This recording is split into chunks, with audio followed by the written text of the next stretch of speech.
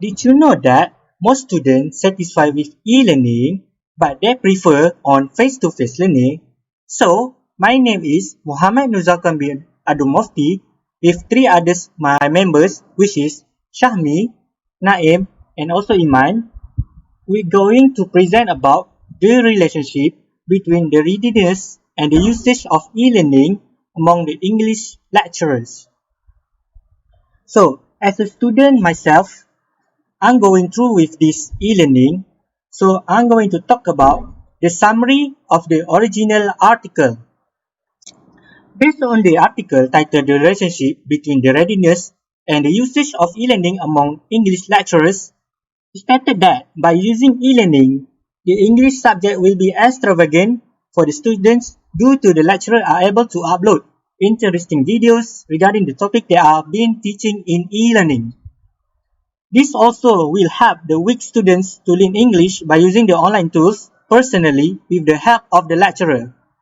In order to learn with the use of technology, the lecturer should have the interest in using the technology as teaching aids. By using this technology, it can help to develop the critical thinking skills among the students and at the same time stimulate the collaborative through online among the students. But as we all know, not all the lecturers are prepared to use e-learning as their teaching method. This will influence the life of e-learning if the lecturers are not ready to use it. So, the objective of this research are to explore UNIKL English lecturers about their perception and their preparation on the use of e-learning in teaching. Apart from that, also is to find out the effectiveness of teaching English through e-learning in UNIKL. The evolution of e-learning can be divided into two phases, which is the focus of any form of electronic gadgets that are being used as teaching aids, and the second is closely linked to the internet technology. In phase 1, it stated that internet is not part of e-learning, but when the lectures are using direct projectors, video, cassettes, and maybe CD-ROM, is considered as a part of e-learning.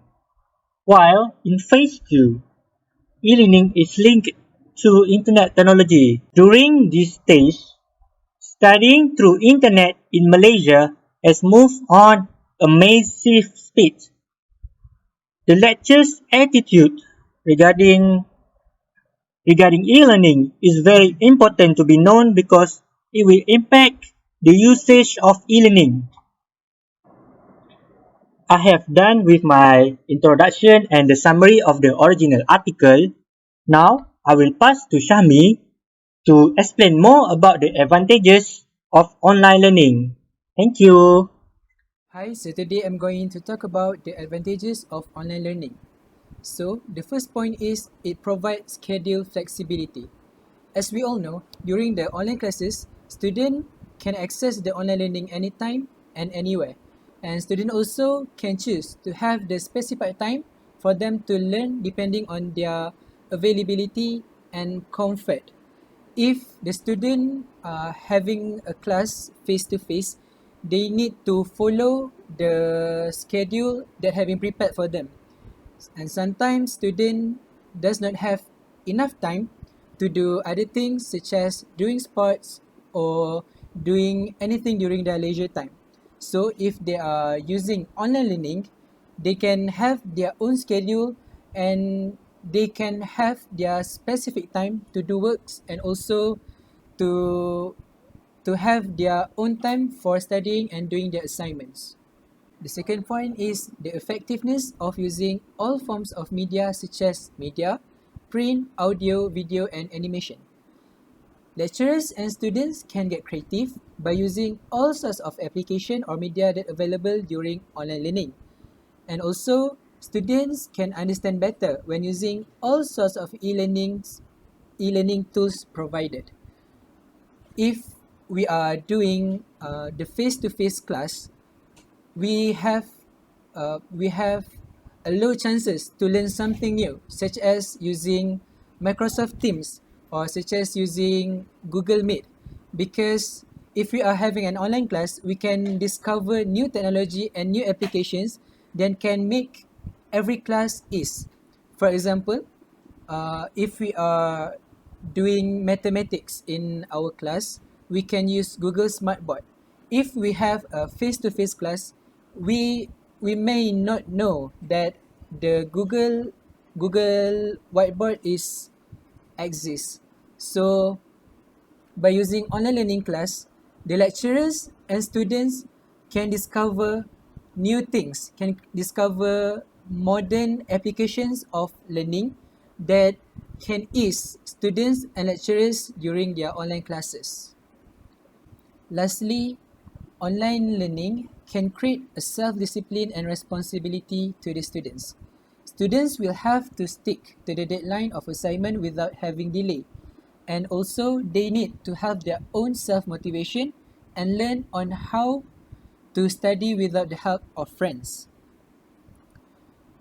Unlike face-to-face class, they need to submit their assignment on time, which is during the class. But with online classes, they have their own deadline. So with a flexibility of times, and also they have plenty of times to do their assignment, they can meet the deadline of the assignment without delay. And also it will teach the students to have self-motivation to learn on their own without the help of friends, which is important, which is vital for a students to live on their own. If we have a face-to-face class, we if we do not know the answer of any question, we can simply ask our friends what is the answer. But during online class, they need to learn, they need to cope by their self how to find the correct answer without having anyone else. So with online classes, they can make students more reliable and have the responsibility that is needed for a very good students. I have done with my advantages of online learning, and now I will pass to Ilman to explain more about these advantages of online learning. Thank you, SYAHMI, for your presentation. Now, I will take the lead of the slide. There are a few disadvantages that can be found in online learning. Firstly, online learning facilitates in cheating and plagiarism. Students will refer to the Google or ask friends, or also create a group discussion to discuss about the work that will be given by the lecturer. They tend to copy and paste the answer or the work from the internet. When the class is officially internet friendly, it's hard to withstand the temptation of looking up the internet or asking the fellow student. It may affect the quality of the coursework. Then, the lack of interaction or relation due to internet lagging such as Wi-Fi problem or the medium of online learning is limited. Some students don't have the technology. While e-learning can be quite interactive these days with the use of video conference or the video chat, but it still isn't the same as sitting across the room from a real person. The challenge of online classes is the internet connectivity. Another challenge of online classes is the internet connectivity. While internet penetration has grown in leaps and bounds over the past few years in smaller cities and towns, a consistent connection with decent speed is a problem. Without a consistent internet connection, it can be a lack of continuity in learning for the student and also the lecturer. Next, the disadvantages of online learning is requires self-motivation and proper time management skill. You are basically on your own in e-learning. You need to motivate yourself to study hard, take down notes, and gather more information. You should also manage your time very well by learning how to juggle studying while doing other things like household chores or earning money part-time. Then, you also need focus more on theory. You will spend most of your time listening to the podcast, watching videos, and also looking at slide presentation. There are no hands experience like conducting experiment. It is the most modern way of learning that requires only a gadget and internet access. However, it is not for everybody. Being aware of the advantages and disadvantages of e-learning can help you decide whether this is for you or not. Next, online student feedback is limited. In traditional classroom, teachers give students immediate face-to-face feedback. Students who are experiencing problems in the curriculum can resolve them quickly and directly, either during the lecture or during the dedicated office hours. Personalized feedback has a positive impact on students as it takes learning process easier, richer, and more significant, all the while raising the motivation level of the student. E-learning, on the other hand, still tends to struggle with the student feedback. Students completing regular assessment become dissatisfied when they experience a lack of personalized feedback. The traditional method of providing student feedback don't always work in e-learning environment. And because of this, online education providers are forced to look forward alternative method.